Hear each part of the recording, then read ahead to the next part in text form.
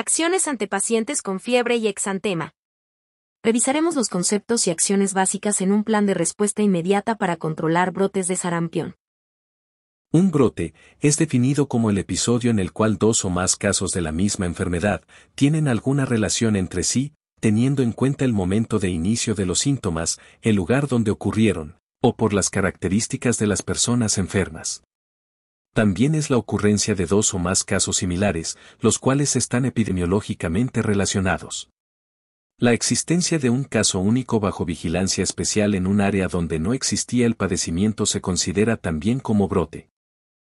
En el Manual de Procedimientos Estandarizados para la Vigilancia Epidemiológica de las Enfermedades Prevenibles por Vacunación, encontramos la definición operacional para el estudio de la enfermedad febril exantemática, que dice así: caso probable de sarampión o rubéola. Toda persona de cualquier edad que presente fiebre y exantema maculopapular y uno o más de los siguientes signos y síntomas. 2. Coriza. Conjuntivitis o adenomegalias, que pueden ser retroauriculares, occipitales o cervicales. Dado que la fiebre es un criterio de preferencia para los diferentes protocolos de atención de todas las instituciones prestadoras de servicios en salud, como por ejemplo, para Secretaría de Salud Jalisco el 0 fila 0 rechazo. El paciente deberá ser atendido según el color correspondiente después de aplicar la escala triaje. El modelo triaje nos permite determinar en función de algunas características clínicas de los pacientes la gravedad de su situación individual y el orden en que debieran ser atendidos para evitar desenlaces funestos. Observen los conceptos según el color que se mencionan en este ejemplo de escala triaje. Aunque no hay una manera más correcta de aplicar la escala para la generalidad de las unidades de atención, cada lugar deberá adaptar la que más se acerque al contexto, y en la medida de lo posible, respetar y considerar lo que la cadena de mando institucional haya girado como indicación estándar. Aquí vemos que la fiebre es considerada como una condición que debe de ser atendida rápidamente. Según el nivel de temperatura, desde 30 minutos. Y en ocasiones, hasta dentro de los primeros 10 minutos. Entonces las unidades deben de estar sensibilizadas a la atención prioritaria, especialmente en niños chiquitos, que pueden tener daños neurológicos importantes. Y por otro lado, evaluar el estado de hidratación de los pacientes febriles. En conclusión, la fiebre es mandatoria de atención médica. ¿Qué van a hacer las unidades médicas ante un caso que llega sin cita, pero presenta fiebre y exantema? Ofrezcan cubrebocas, si es que el paciente no lo trae, y gel antibacterial. Separe al paciente y su acompañante a un área segura.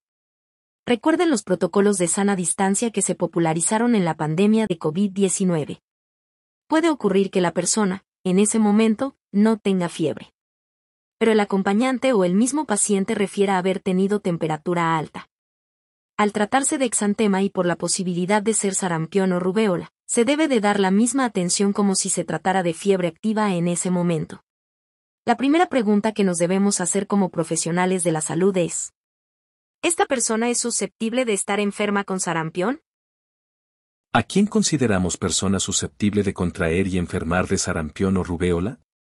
Cualquier persona no inmune al sarampión es susceptible a enfermar, incluyendo a niños pequeños no vacunados y mujeres embarazadas no vacunadas. Las personas con inmunodeficiencia, desnutrición grave, o en áreas con baja cobertura de vacunación también tienen mayor riesgo. El riesgo de contraer sarampión es mayor en los siguientes grupos. Niños pequeños no vacunados, ellos son el grupo más vulnerable, con mayor riesgo de complicaciones graves y muerte. Mujeres embarazadas no vacunadas, ya que ellas pueden tener complicaciones graves y transmitir la enfermedad al bebé. Personas con inmunodeficiencia, debido a que su sistema inmunológico debilitado las hace más susceptibles a la infección y complicaciones. Personas desnutridas, porque la desnutrición puede afectar la respuesta del sistema inmunológico. Personas en áreas con baja cobertura de vacunación. La falta de protección por vacunación aumenta el riesgo de infección en la población no inmunizada. Aunque el sarampión puede afectar a personas de todas las edades, las complicaciones graves son más comunes. En niños menores de 5 años, adultos mayores de 20 años. Es importante recordar que la vacuna contra el sarampión es la mejor manera de prevenir la enfermedad y sus complicaciones. En personas previamente inmunizadas, el cuadro clínico del sarampión suele ser más leve que en aquellos que no han sido vacunados. Aunque aún es posible contraer la enfermedad, la inmunización para sarampión, rubéola y parotiditis reduce significativamente la gravedad de la misma, el riesgo de complicaciones y la transmisión del virus. Síntomas en personas inmunizadas. Fiebre, puede ser más leve y de menor duración que en personas no vacunadas. Erupción cutánea, puede ser menos extensa y menos intensa. Otros síntomas, tos, secreción nasal, ojos rojos y llorosos, y en algunos casos, manchas de Koplik en la boca, pequeñas manchas blancas con un centro azulado en la mucosa al lado de los molares inferiores. Pueden estar presentes, pero con menor intensidad que en personas no vacunadas. Complicaciones en personas inmunizadas. A pesar de la inmunización con SR y SRP, es posible que algunas personas desarrollen complicaciones de sarampión, aunque con una menor frecuencia que en las personas no vacunadas. Las complicaciones más comunes incluyen infecciones de oído como la otitis media, neumonía, encefalitis, diarrea que puede provocar deshidratación.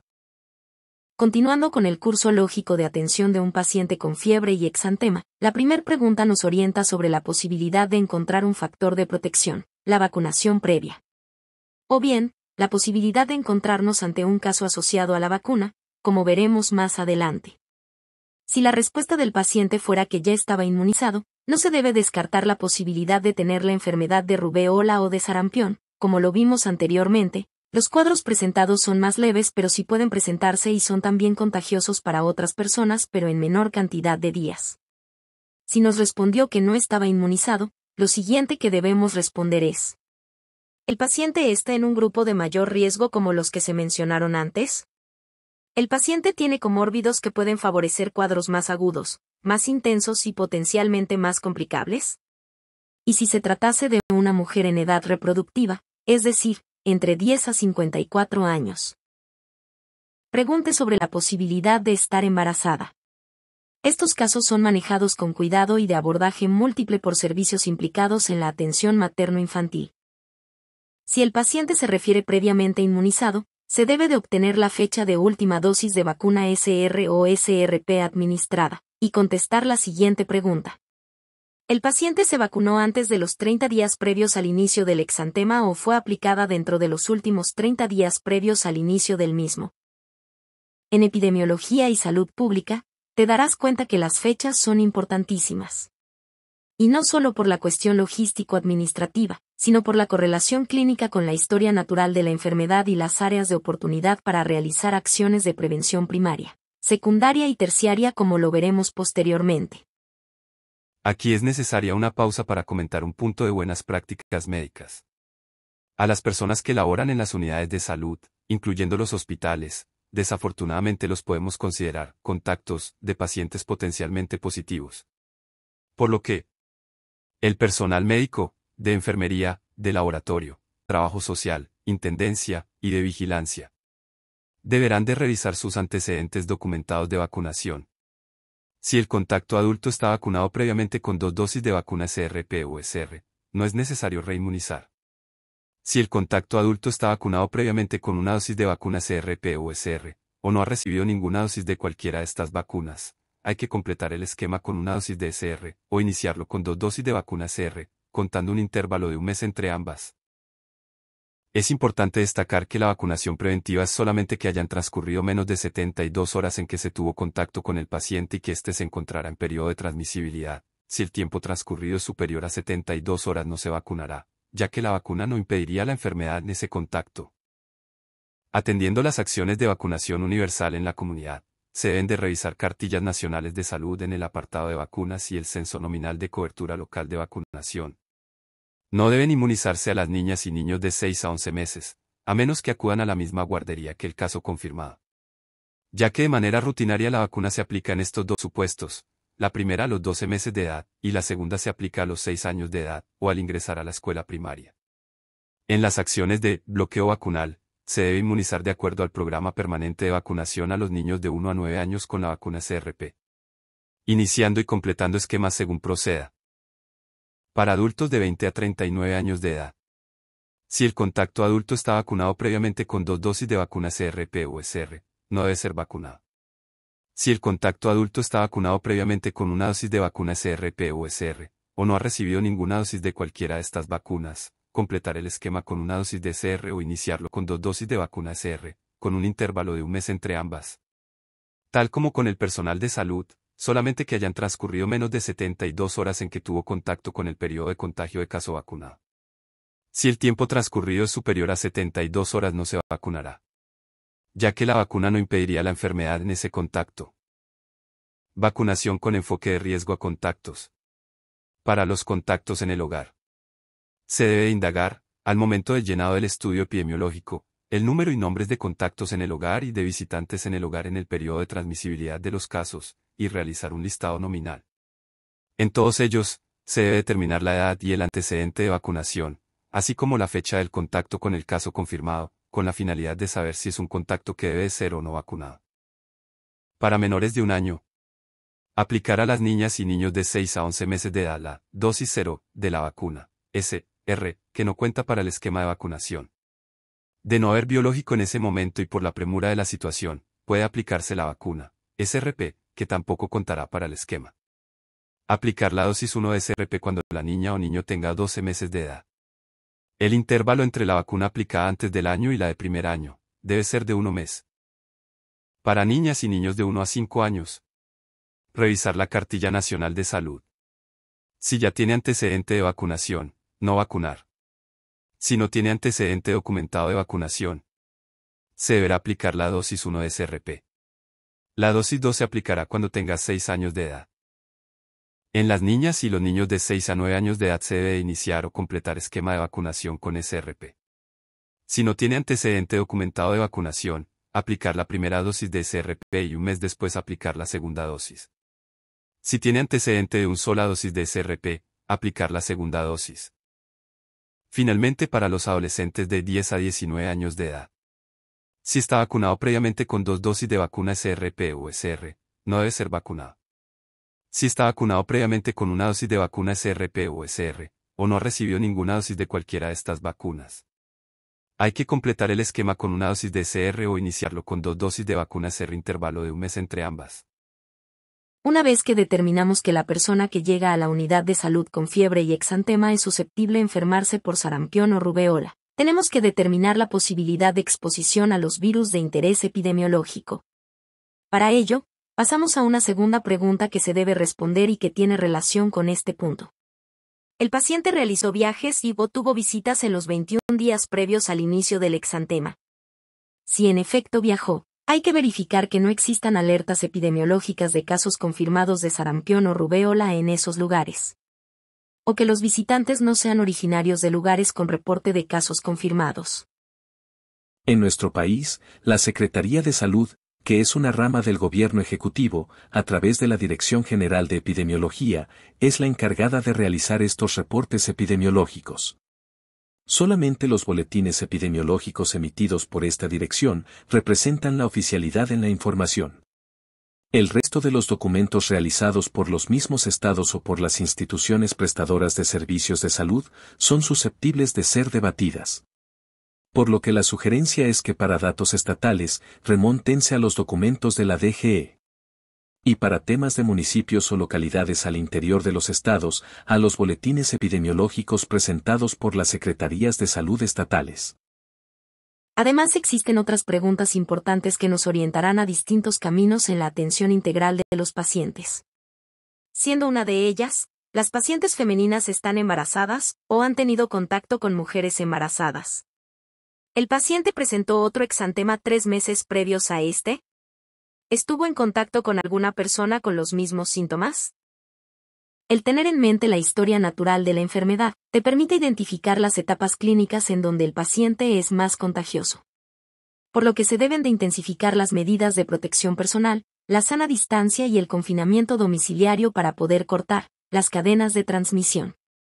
por otro lado, nos sirve para esperar casos secundarios según su exposición en los días de mayor contagiosidad y el periodo en que se presentarán complicaciones y resoluciones. A continuación, hablaremos brevemente de los aspectos microbiológicos del virus del sarampión. La presentación únicamente revisa los aspectos virológicos del sarampión.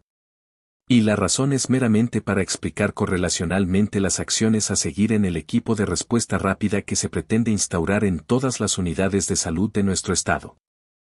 Consideremos el momento en que una persona sana tiene contacto con gotitas de saliva llenas de células y partículas virales como el día cero. La exposición no incluye estornudos, sino también la tos y el estar muy cerca de la boca de una persona infectada cuando habla, y se encuentra en fase de contagiosidad. El virus entra en las células del epitelio respiratorio y comienza un ciclo de replicación intracelular en el retículo endoplásmico para formar nuevos virus. También ocurre una migración a los ganglios regionales como parte del proceso de presentación antigénica. Cuando ya muchas copias de virus infectan y se reproducen en muchas células, estas revientan y expulsan todas las copias virales, lo que se conoce como viremia primaria y secundaria. Esto ocurre entre el día 1 y el día 7 aproximadamente. Desde el día 7 se pudiera expresar la enfermedad con un cuadro prodrómico, que quiere decir inespecífico, que culmina con el cuadro exantemático típico. En este punto la expansión viral puede dañar el aparato respiratorio y otros órganos y dar inicio a las complicaciones.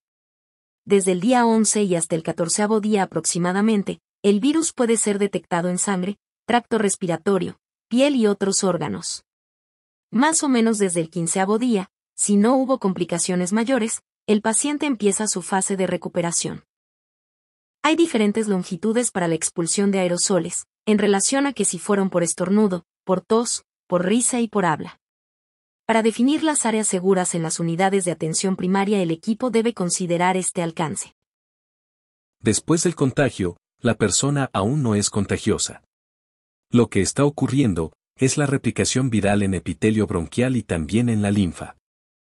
La primer viremia se caracteriza por migración y afectación de órganos como hígado, conjuntiva, el vaso, los pulmones y ganglios regionales.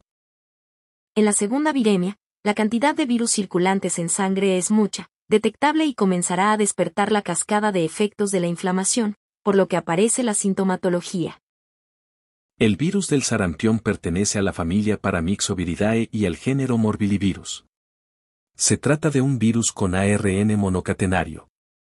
Cada partícula tiene unos 100 a 300 nanómetros de diámetro y consta de una nucleocápside helicoidal rodeada de una envoltura. Los factores de virulencia, que se encuentran en dicha envoltura, son la hemaglutinina o proteína H, responsable de la absorción del virus a la célula, y la glicoproteína de fusión o proteína F, responsable de la fusión del virus y las membranas celulares del hospedador, lo cual permite la entrada del virus en la célula. ¿Sabías que el factor R0, es decir, el grado de contagiosidad del virus del sarampión es de los que más personas potenciales puede infectar? El virus del sarampión tiene un R0 de hasta 18 según la mayoría de las fuentes. El sarampión es mucho más contagioso desde su fase prodrómica. Es decir, 4 días antes y hasta 4 días después de la aparición del exantema. Conforme se aleja del día de inicio del exantema, se vuelve mucho menos contagioso. El periodo crítico para la investigación epidemiológica es desde la fase prodrómica hasta el inicio del exantema. Porque es mucho más fácil que un paciente con erupción cutánea sea aislado de otras personas. Pero en su fase catarral ya pudo haber esparcido el virus en susceptibles. Después de un periodo de incubación de hasta 12 días, según la mayoría de las fuentes, el paciente inicia con un cuadro catarral inespecífico, caracterizado por fiebre, de leve a moderada, tos seca, rinitis o coriza, que puede llegar a la epistaxis, y conjuntivitis. Algo importante para el diagnóstico diferencial con rubeola, por ejemplo, es que esta conjuntivitis se acompaña de fotofobia. Las manchas de Koplik son pequeños granos blancos o azulados con un fondo rojizo que aparecen en la mucosa bucal, específicamente en la cara interna de las mejillas, cerca de las molares inferiores. Son reconocidas universalmente como un signo patognomónico, es decir, sine qua non, temprano del sarampión. Son un rasgo diagnóstico del sarampión en la fase preexantemática.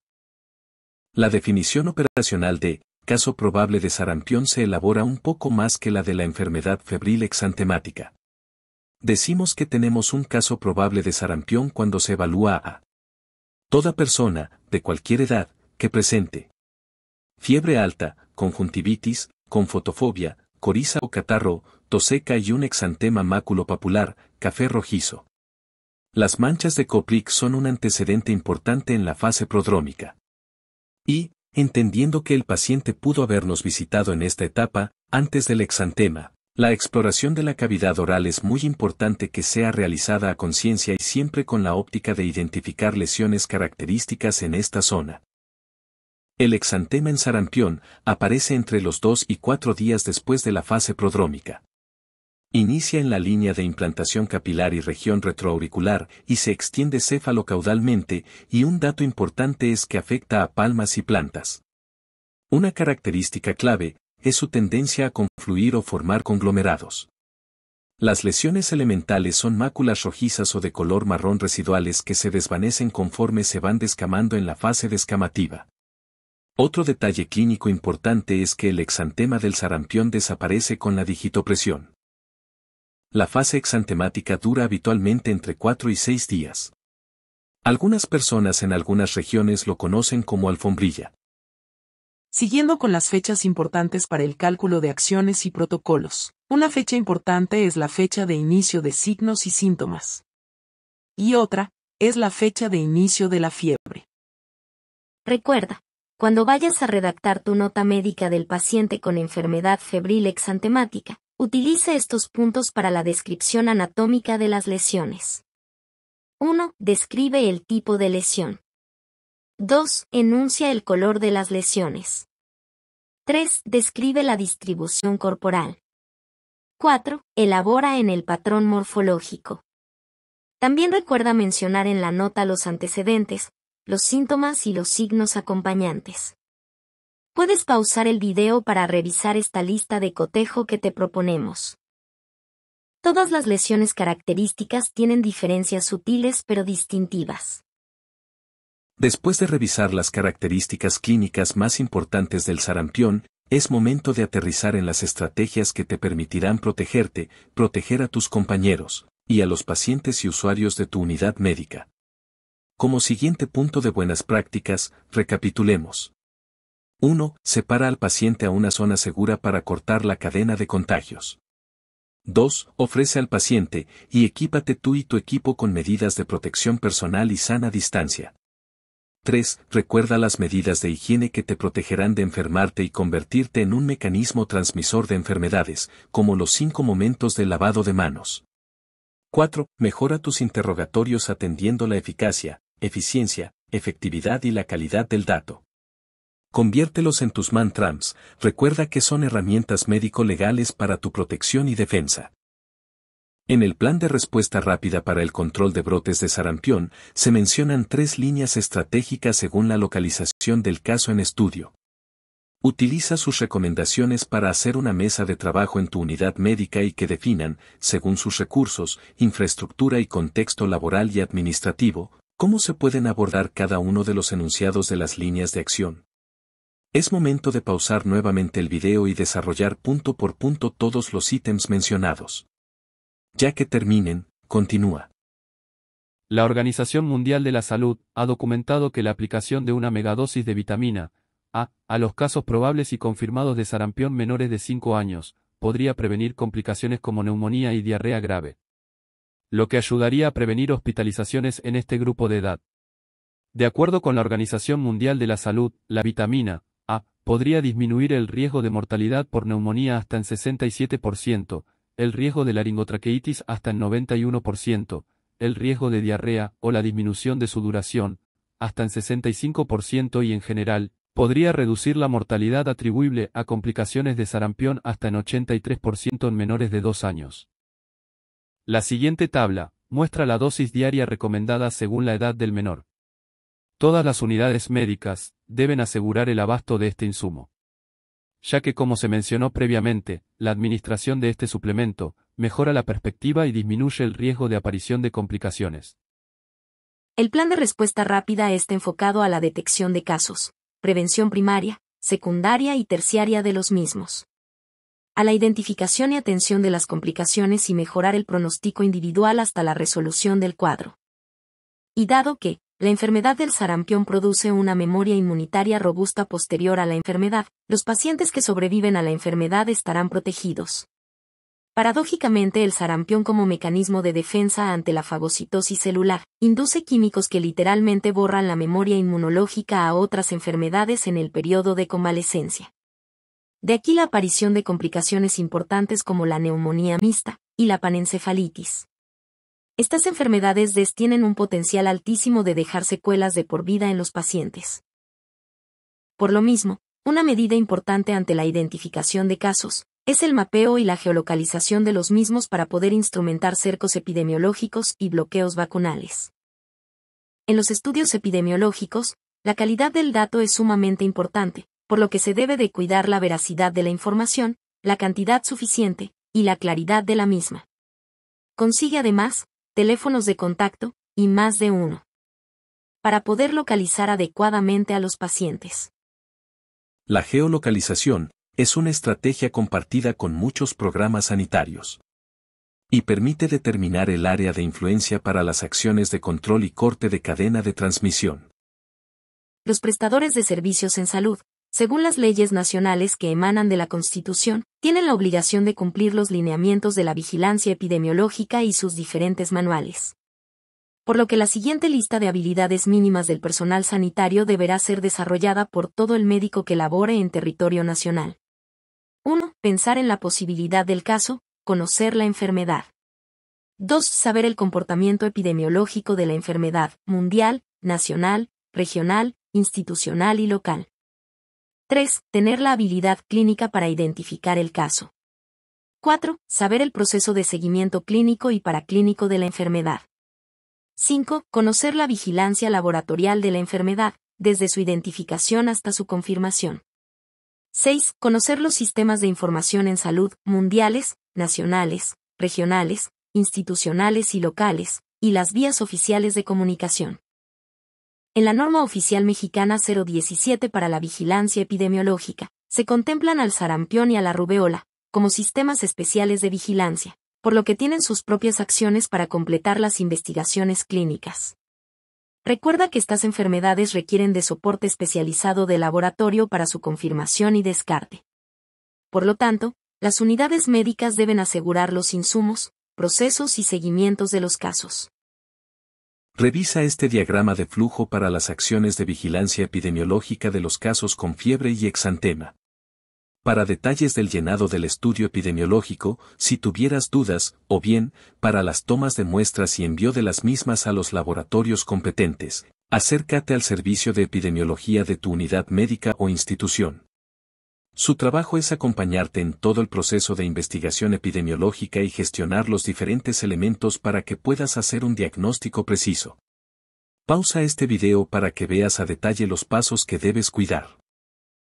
Este video se realizó consultando tanto la norma oficial mexicana 017 para la vigilancia epidemiológica, las diferentes guías de práctica clínica del tema exantemas, los manuales de SINAVE y los boletines estatales. Todos esos documentos los encuentras en los sitios oficiales del Gobierno Nacional. A partir de esta video guía, ustedes pueden empezar a trabajar en sus planes de contingencia que resultarán en un control excelente de los virus del sarampión y la rubeola. Recuerda que están disponibles varios cursos relacionados a la vigilancia epidemiológica en nuestra plataforma de educación a distancia Sistema de Eventos Virtuales.